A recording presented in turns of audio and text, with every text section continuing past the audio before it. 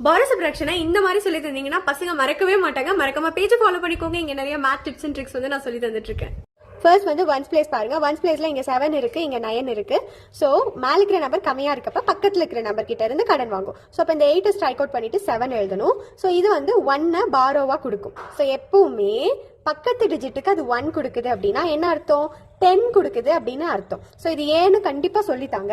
So இப்போ இங்க 87ல 7 வந்து ஒன்ஸ் பிளேஸ், 8 வந்து டென்ஸ் பிளேஸ். என்ன அர்த்தம்?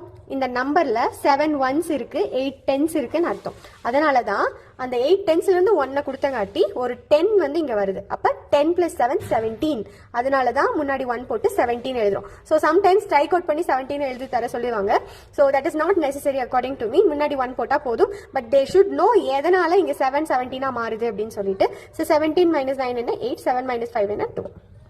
இந்த மாதிரியே நெக்ஸ்ட் என்ன கான்செப்ட் நான் எக்ஸ்பிளைன் பண்றது அப்படின்னு கீழே கமெண்ட் பண்ணுங்க.